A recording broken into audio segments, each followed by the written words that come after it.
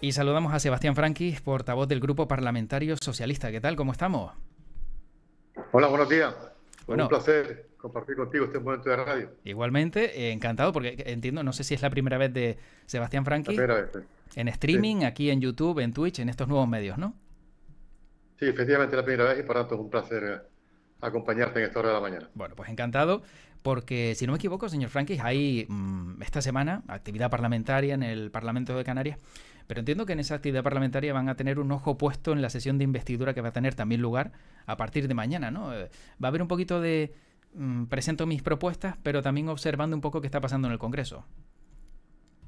Sí, sí, es una cita muy importante porque siempre una investidura lo es y bueno, en esta ocasión se está desarrollando la investidura en un momento político complicado, como estamos viendo, a pesar de que todo el mundo sabe cuál es el resultado de esta investidura de hace ya algún tiempo, ¿no? Y bueno, mañana, esta semana vamos a tener que pasar esa investidura y bueno, pues pendiente, hay mucha presión, como todos están viendo, porque el señor Fijó solo ha planteado que su gran solución sería que se produjera el transfugismo político en el Parlamento, y cosa que no va a ocurrir.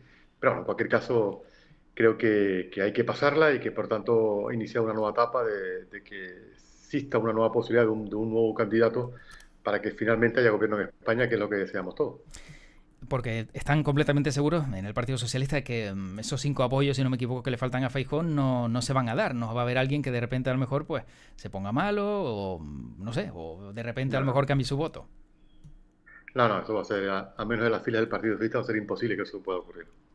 Bueno, también le tengo que preguntar a Sebastián Franque si está a favor de la amnistía, también algo que se ha hablado mucho, y de todas esas sesiones o concesiones que se están haciendo a todos los partidos que realmente tendrían que dar su apoyo a Pedro Sánchez en esa hipotética sesión de investidura cuando se diera. Bueno, primero hay que saber que cuando se ofrezcan los acuerdos y se hagan públicos, saber de qué estamos hablando, ¿no? Porque estamos planteando un debate que todavía no tenemos el texto de esos posibles acuerdos que se tienen que llevar a cabo, y por tanto, lógicamente, sería abrir el debate en ese momento, una vez que se hagan públicos, una vez que Pedro Sánchez pues anuncie con transparencia, como le he dicho esta semana, que una vez que pase la candidatura o la investidura del señor Fijó, él lógicamente pues presentará su candidatura y iniciará los contactos con las fuerzas políticas, y a partir de ahí ofrecerá a la sociedad española un acuerdo que lógicamente que yo creo que está en la línea que él ha insistido todo este tiempo, en donde el método tiene que ser el diálogo, porque esa es la voluntad de lo que se ha visto en las urnas, de que tiene que existir el diálogo, y desde luego el marco tiene que ser la propia Constitución española, con lo cual, bueno, yo estoy convencido que el posible acuerdo que se pueda llegar en un futuro esté en ese espacio, ¿no? En el diálogo y en el marco de la Constitución. Claro, pero si esto se retrasa, va a ser más difícil todavía para el Partido Socialista porque empezaron por las lenguas cooficiales, luego siguieron por la amnistía, luego piden el derecho de autodeterminación, ahora pedían también condonar la deuda. Claro, si siguen pasando las semanas, señor Franquis, va a llegar un momento en el que ya no haya más peticiones o las peticiones sean ya demasiado, ¿no? Todos son declaraciones públicas, ¿no? Que Ujú. bueno, que quedan muy bien, pero hay que ver ahora el texto de los posibles acuerdos, ¿no? Yo tengo esperanza de que finalmente se llegue a un acuerdo entre la mayoría de las fuerzas políticas del arco parlamentario, y bueno, y finalmente hay un gobierno en España que dé estabilidad y por tanto centrar al país en los asuntos que debe preocupar en estos momentos, que es, bueno, pues seguir avanzando, seguir tomando medidas para salir de la situación económica en la que nos encontramos y afrontar el futuro con mejor perspectiva. España es la que es, ¿no? Y además ha sido el resultado de unas elecciones, ¿no? Y claro, es difícil que una fuerza política, como en este caso el PP, intente imponer su forma de entender España, ¿no? España es plural, España es diversa, porque se ha ido demostrando a lo largo de estos 40 años en las votaciones que se han producido, y sobre eso hay que entenderse, ¿no? Y obviar esa realidad, creo que no hacernos un flaco favor al conjunto de los intereses de la sociedad española. La gente ha votado con libertad y ha votado mayoritariamente y ha votado con cosas muy claras, ¿no? Y entre otras ha votado que no está de acuerdo en que en España existe una coalición de la derecha y la ultraderecha. Creo que ha sido absolutamente claro. Y por tanto, a partir de ahí hay que hablar con las fuerzas políticas que están representadas en el Parlamento, porque han sido elegidos por los ciudadanos, y buscar, insisto, a través del diálogo, un acuerdo que esté lógicamente dentro del marco de la Constitución. Bueno, para cerrar este capítulo, ¿qué le parecía la manifestación o concentración ayer del Partido Popular que reunía decenas de miles de personas? ¿Muestra fuerza o al Partido Socialista le da un poquito igual lo que sucedió ayer. No, lo que muestra es frustración, ¿no? Porque es que no hay forma de entenderlo. Por mucho uno intente justificar o ponerse en su lugar, ¿cómo es posible que en la semana que su candidato va a la investidura, por tanto, a intentar conseguir la confianza de los parlamentarios, pues convoca esa manifestación en contra de un candidato que no lo es, porque el candidato es fijo en este momento, y en contra de un posible gobierno que no está ni negociado, ¿no? Es un poco todo surrealista, ¿no? La manifestación de ayer que intenta hacer presión, no sé en qué sentido, porque lo que se intenta criticar a un gobierno que no existe y a un candidato que no es, porque el candidato tiene que ser designado por el rey y a partir de ahí iniciar todos los contactos. Es verdad que todo este proceso, todo este tiempo, nos está llevando a que la situación, bueno, pues empiece a haber ciertos hartazgos en sectores sociales y económicos de nuestro país, ¿no? Pero es una responsabilidad del señor Feijóo, que pidió entre 25 y 40 días para negociar su investidura, ¿no? Y bueno, lo que hemos tenido es lo que sabíamos todos antes de empezar y antes de pedir eso, que no iba a conseguir los apoyos más que los que tiene desde el día de las elecciones. Bueno, hablemos de Canarias porque hace unos días en este programa pasaba el presidente del gobierno de Canarias, Fernando Clavijo, y le preguntaba sobre pues la oposición, qué le parecía y cómo iba a ser este curso político, y me decía que ve a la oposición muy agresiva, al Partido Socialista muy agresivo. ¿Es cierto lo que dice el No, señor Clavijo? no, estamos asumiendo el papel que nos dio el Parlamento, por cierto, no los ciudadanos, porque los ciudadanos votaron mayoritariamente a favor del Partido Socialista. Estamos haciendo el papel que los parlamentarios decidieron formar un gobierno, ¿no? Y es el papel de oposición, y lo estamos haciendo desde el primer día. Ya lo advertimos que íbamos a ser exigentes y contundentes en la oposición cuando veíamos cosas o que no nos gustaban o que iban en contra de lo que nosotros entendemos que debe ser el modelo y la forma de entender Canarias, ¿no? Y es lo que hemos hecho una dura crítica al gobierno por su primer acuerdo, que fue, bueno, pues formar el gobierno más caro y más numeroso de la historia de Canarias sin ninguna justificación que justifique eso, más allá de los acuerdos entre los partidos para repartirse las consejerías, las direcciones generales y las viceconsejerías, y para nombrar a sus cargos públicos o a sus militantes en ese gobierno. No hay otra justificación, porque es injustificable en una situación de incertidumbre económica como la que estamos viviendo, que el gobierno haya crecido más de 30 altos cargos, por lo que supone más de 2 millones de euros que pagan los ciudadanos más para este gobierno. No hay ninguna justificación. Y luego hemos puesto en contra, lógicamente, de la primera medida que ha tomado, la segunda medida que ha tomado el gobierno, que es, bueno, hacer un regalo fiscal de 61 millones de euros a la renta más alta de nuestra comunidad autónoma. No se entiende, ¿no? No es una medida justa, ¿no? Porque no afecta al conjunto de la sociedad canaria. Ellos hablan mucho de que es una medida para las familias canarias. No, que no engañen a la gente, ¿no? Solo afecta al 0,3% de la población en Canarias. 6.200 personas se van a ver beneficiadas de ese acuerdo entre Coalición Canaria y el Partido Popular. 6.200 de 2.200.000 habitantes que tenemos en Canarias. Y que lo que hace es, bueno, pues darle ese regalo fiscal a las clases más altas. En una cantidad, ellos anuncian que el impacto va a ser de 18 millones, pero que lo que se recaudó el año pasado fueron en torno a 61,5 millones de euros, que es la mitad de lo que cuesta, de lo que se paga el coste de la renta de la ciudadanía en nuestra comunidad autónoma de Canarias. Con lo cual estamos perdiendo recursos que lógicamente se verán afectados los servicios esenciales sin duda el próximo año. Pero tanto se van a ver afectados por esa medida que, como dice, pues tampoco a lo mejor genera, no sé, tanto gasto y tanto incremento. A lo mejor los servicios esenciales no peligrarían, sino peligrarían más si a lo mejor hay una bajada del IGIC o en diferentes tramos, o no sé la fórmula que van a elegir, pero también el gobierno ha dicho que, bueno, todo lo que las medidas que ha puesto sobre la mesa, esto no va a afectar tampoco en demasía al futuro presupuesto. Bueno, es lo que dicen, ¿no? Porque ya hay una desviación, como ha habido históricamente en sanidad o en educación, en menor porcentaje, de que han sido incluso denunciadas por el propio gobierno, ¿no? Y por tanto se requiere mayor esfuerzo económico en la sanidad y en la educación y los servicios sociales. Es imposible que se pueda conseguir si se reducen los ingresos, en este caso, 61 millones de euros, y si además se incrementa otra serie de gastos, como los gastos del gobierno. Es imposible cuadrar esta cifra, ¿no? Y si lo que queremos es mejorar la calidad de los servicios públicos en nuestra comunidad autónoma, solo es posible mejorarlo insistiendo, incrementando la inversión pública en estos servicios. No hay otra forma. Y luego está la gran promesa electoral, que era la de bajar el IGI del 5 al 7%. Ahora están poniendo todos los reparos posibles para que eso, a ver si lo hacemos de forma modular, en el tiempo, para no llevarlo a cabo. Saben las consecuencias que eso tiene. Entre otras cosas, consecuencias que el 58% de los ingresos que se obtienen por el GIS van destinados a los ayuntamientos y a los cabildos. ¿Qué van a hacer con esos ingresos? ¿Van a compensarlos por otro lado? Por tanto, sacarán recursos de otro lado para compensar a los ayuntamientos y a los cabildos. Es imposible, porque las cifras no le van a cuadrar, ¿no? Y estamos hablando ya de cantidades importantes a la hora de plantearnos esta cuestión, ¿no? Ellos conocen perfectamente las cuentas públicas, ¿no? Conocen la situación económica en la que estamos viviendo, son conscientes. Bueno, pensamos que eras consciente que las reglas europeas, las reglas fiscales volverían el próximo año, ¿no? Y por tanto, anunciar, como iban anunciando durante el último año y en plena campaña electoral, que lo primero que iban a hacer era bajar el IGIP del 5 al 7, del 7 al 5%, que efectivamente esa iniciativa sí podía afectar al conjunto de las familias canarias. Pero no, han elegido la otra.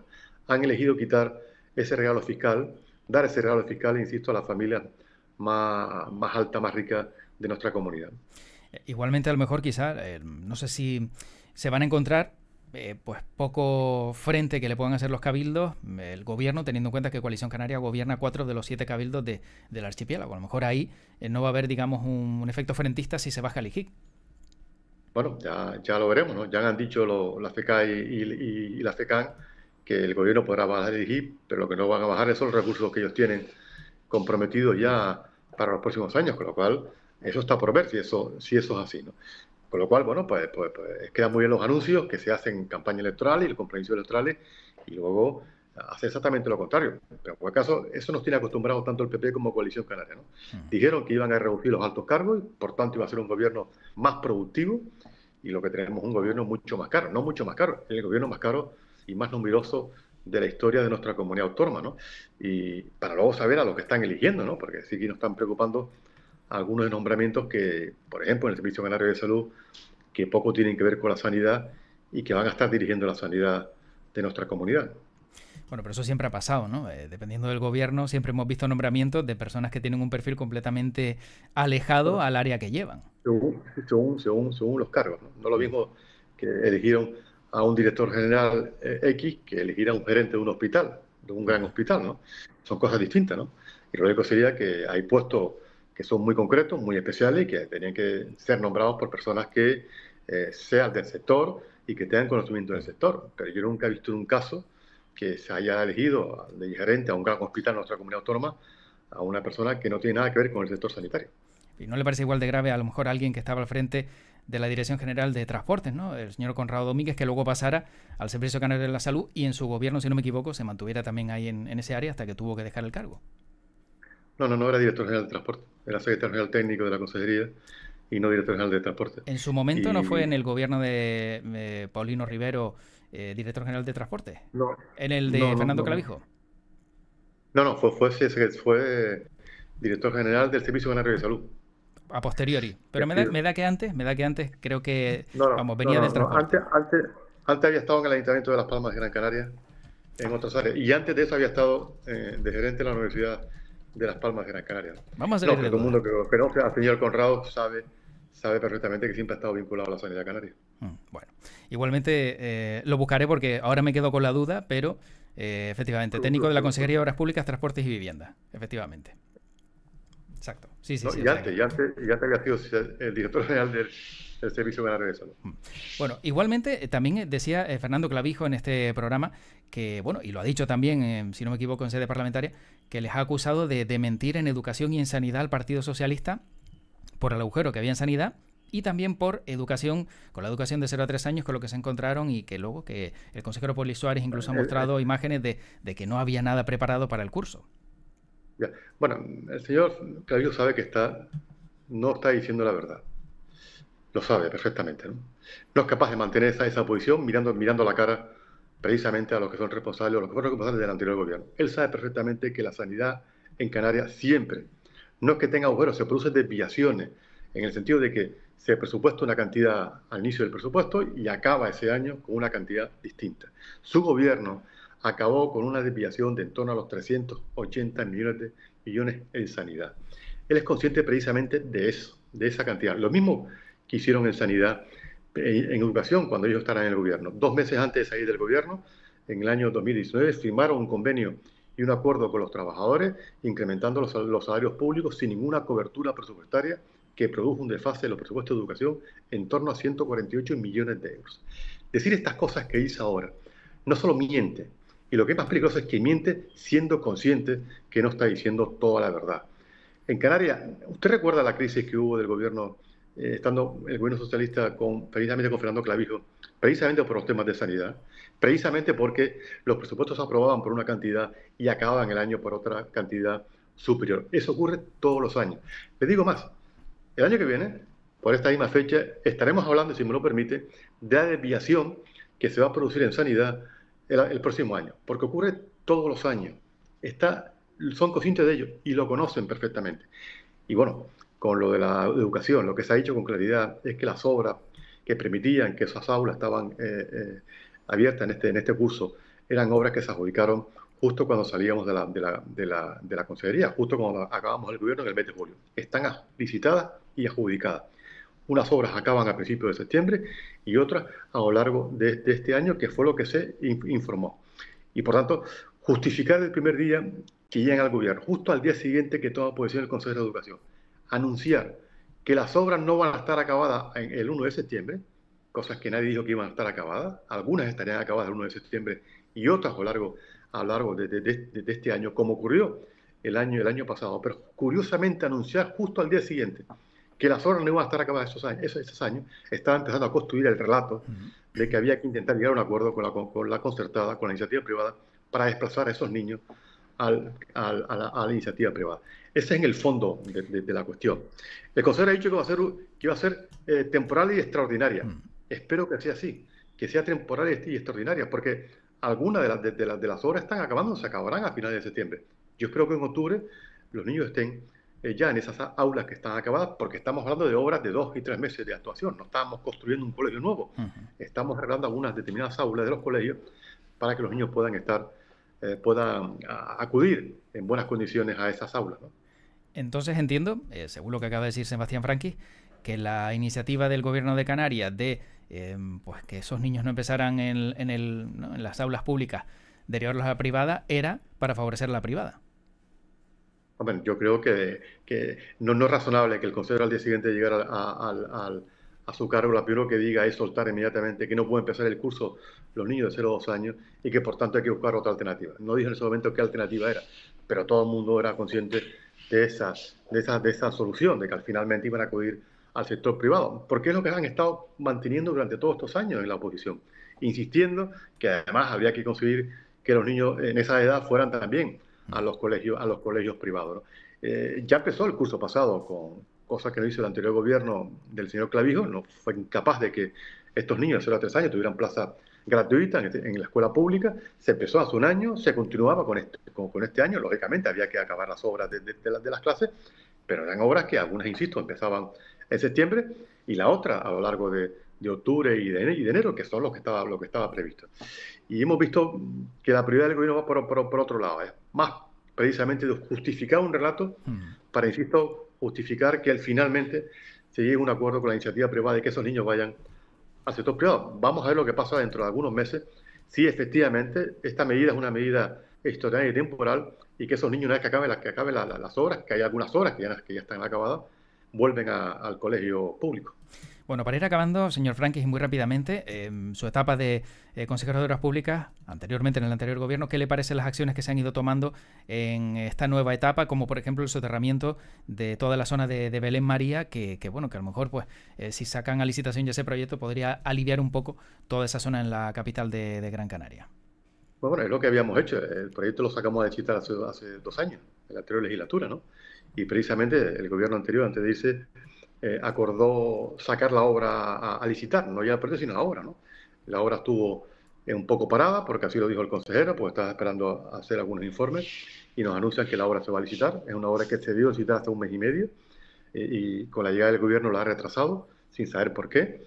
Y bueno, y también le dejamos sobre la mesa un informe sobre las medidas que había que adoptar, porque encargamos un estudio que duró 1 año y medio, sobre todos los movimientos de tráfico que había que llevar a cabo en torno a Torre Las Palmas, porque es el nudo más conflictivo desde el punto de vista de tráfico de la ciudad, y que por tanto se habían hecho una serie de propuestas, algunas blandas y otras más duras.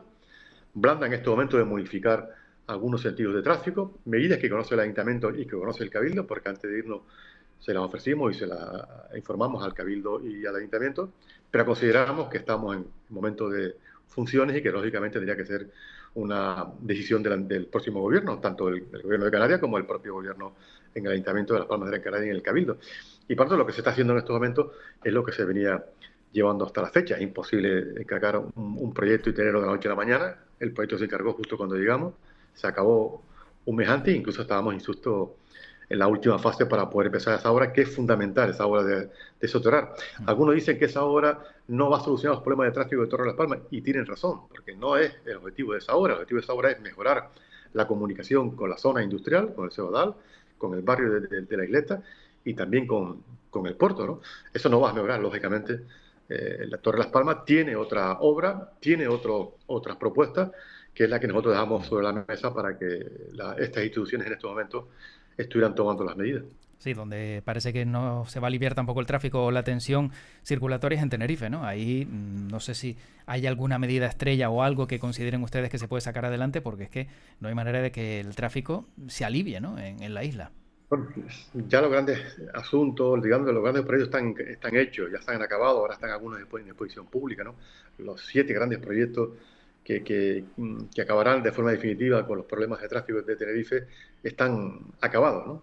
Algunos de ellos a punto de licitar, porque algunos de ellos tienen los informes ambientales, que son obras muy importantes. Ahora es ese momento. El trabajo, digamos, gris, el que no se ve, es el que nosotros hicimos estando en el gobierno, que fuera encargar todos estos tipos de proyectos, que son proyectos que en su ejecución tardan en llevarse a cabo dos años y medio. Si luego le sumamos los informes ambientales, pues eso prácticamente se lleva una legislatura. Ahora está el gobierno en condiciones de poder adjudicar esos proyectos, cosa que no teníamos nosotros. Ahora la Consejería tiene, en su librería tiene más de 42 proyectos para empezar a adjudicar. Nosotros cuando llegamos solo teníamos 2 proyectos para adjudicar al gobierno, ¿no? Y bueno, y ahora tenemos la capacidad de poder adjudicar proyectos y además de una financiación mejor de la que ellos dejaron, porque hemos conseguido incrementar la financiación del convenio de carretera en 220 millones más que los famosos millones de la deuda de carretera de hace algunos años atrás. No tanto, ¿no? Precisamente cuando gobernaba el PP en Madrid, que no maltrató con un recorte de 995 millones de euros en el convenio de carretera. Bueno, medida estrella o en este caso iniciativa que presenten en el Parlamento para estos 2 días del Partido Socialista. Una de todas las que llevan. Bueno, ahora vamos a hablar precisamente del debate de la Comisión del Gobierno del impuesto. Vamos a plantear nuestra posición contraria a ese impuesto y vamos además de plantear que ese proyecto, ese decreto ley se estudie y se debata en el Parlamento por vía de proyecto de ley, se tramite por vía de un proyecto de ley. Bueno, nosotros lo que estamos ahora precisamente es tomando iniciativa respecto a la sanidad. Nos preocupa mucho la sanidad en Canarias. Los primeros datos que tenemos de los primeros decisiones del gobierno nos preocupa enormemente, porque lo único que han hecho es, bueno, incrementar en 3 directores generales el servicio de sanidad, colocar en puestos importantes a personas que no tienen nada que ver con el sector sanitario. Les ponía antes el ejemplo de una gran gerencia en un gran hospital, pero ahora están dirigiendo las áreas de salud, por ejemplo, en Lanzarote, de personas que no tienen nada que ver con el sector sanitario, sino con el sector turístico. Y bueno, nos preocupa que cuando nos anunciaron que iban a dirigir el Servicio Canario de Salud con grandes profesionales, pues estamos viendo que es exactamente lo contrario, que son militantes de Coalición Canaria o del Partido Popular. Ahí vamos a hacer una incidencia importante porque vamos a plantear una iniciativa de que esos tipos de nombramiento, primero, se negocien y se planteen una nueva reestructuración, un nuevo procedimiento de nombramiento para asegurarnos que las personas que vayan al Servicio Canario de Salud sean personas que tengan que ver con el sector, sean profesionales y tengan que ver con el sector sanitario, ¿no? Vamos, lógicamente, también a plantear una iniciativa en torno a las preguntas que vamos a llevar a cabo sobre el 0 o 3 años. Vamos a insistir en esa situación porque somos conscientes y además tenemos la información de que hay colegios que se acaben las obras en las próximas semanas, y queremos tener la garantía del gobierno que esos niños asistirán inmediatamente a clase y no van a esperar hasta el próximo curso. Y lógicamente, pues también hacer nuestra labor de oposición, que es controlar el gobierno en todas aquellas cuestiones que consideremos que no está haciendo, al menos desde nuestro punto de vista, primero, en los compromisos que adquirieron y segundo, defendiendo el interés general del gobierno. Creo que este gobierno se ha destacado especialmente y a cabo en estos 3 meses de gobierno porque es un gobierno que está permanentemente quejándose. Y bueno, la gente lo que quiere del gobierno de Canarias es que esté tomando decisiones y que lógicamente solucione los problemas de nuestra comunidad y se queje menos. ¿Cómo califica este gobierno, Sebastián Franqui? Pues creo que es un gobierno el más caro, como decía al principio, y el más numeroso, sin duda, y creo que está muy alejado. Es un gobierno que representa prácticamente, ya que ya lo conocemos, el gobierno de Coalición PP y Coalición Canaria ya lo conocíamos hace algunos años atrás, de 4 o 5 años atrás, por lo tanto no es nada sorprendente, pero nos preocupa que el señor Clavijo, que ya ha sido presidente del gobierno, haya aprendido muy poco de su experiencia anterior. No se puede estar utilizando permanentemente la presidencia del gobierno de Canarias con un permanente queja. Se queja absolutamente de todo. Oye, uno tiene que defender, lógicamente, los intereses de la comunidad autónoma, pero creo que la vía más útil de defenderlo es en la vía del diálogo, del acuerdo y, lógicamente, ser contundente en la defensa de los intereses de Canarias. Y no en todo lo contrario. Está permanentemente quejándose. No hay una reunión del Consejo de Gobierno que no se manifieste públicamente una queja, ¿no? La que sea, bueno, y especialmente hacia el gobierno de España, un gobierno que son conscientes que están en funciones y que por tanto muchas de sus tareas están limitadas precisamente por estar en funciones. Han pasado 90 días y todavía no nos han presentado precisamente las directrices generales de qué va a ser el presupuesto del año que viene, cuando nosotros lo presentamos justo en el mes de agosto, cuando llegamos al gobierno, también en un gobierno en funciones que ocurrió hace 4 años atrás. Bueno, ya por último, tengo que preguntarle a Sebastián Franqui también, muy rápidamente, si me lo puede decir, ¿qué va a pasar si en este caso pues observamos cómo Pedro Sánchez pues accede a esa sesión de investidura? ¿Veremos a Ángel Víctor Torres en la casilla de salida para algún ministerio? Bueno, no lo sé, eso depende de Pedro Sánchez. Yo estoy convencido que habrá representación canaria en el gobierno. En el gobierno de Pedro Sánchez siempre ha habido un canario en el gobierno y por lo tanto yo espero que también en el próximo gobierno exista una persona de Canarias y que eso nos garantice que el acento canario está en el gobierno y que por tanto tengamos la capacidad, la influencia política para estar en las grandes decisiones que se haya que adoptar en el futuro. Hay una participación de Canarias en ese gobierno, por lo tanto yo espero y estoy convencido que habrá un canario. Ahora, la persona que sea, hombre o mujer, ya es una decisión personal de Pedro Sánchez. Bueno, y la última cuestión que tengo que preguntarle ya a Sebastián Franqui pasa por una sección que hay en el programa que se llama El Quejómetro. Sebastián Franqui es la primera vez que pasa por aquí y es una sección donde el invitado tiene oportunidad de quejarse de lo que quiera, sea personal, político. Así que yo le pregunto, ¿cuál es la queja de Sebastián Franqui? No, yo no, de verdad que no suelo quejar, porque los ciudadanos no estamos aquí para quejarnos, sino lógicamente, denunciar las cosas que creemos que se hacen mal y proponer una alternativa, ¿no? Bueno, yo entonces me imagino, si el señor Clavijo ha estado hace poco tiempo aquí, pues bueno, pues sus intervenciones habrán sido una permanente queja, como decía yo antes. No, yo prefiero más ser constructivo, utilizar la política como una política útil y dar soluciones y propuestas a los problemas de nuestra comunidad autónoma. Y quejar, cuanto menos mejor. Y no tiene ninguna queja personal, no sé, pues de repente a lo mejor pues que va por ahí a alguna cafetería y le ponen el cortado muy caliente. No, la verdad que no. Bueno. No, ahora no se me ocurre ninguna queja que tuviera así, que para ser pública, la verdad que no. Bueno, pues para las próximas ya lo tiene Sebastián Franqui preparado seguramente. Y le agradezco que haya estado con nosotros hoy en este ratito de directo en unas buenas horas. Muchas gracias y mucha suerte. Gracias a ustedes, buenos días.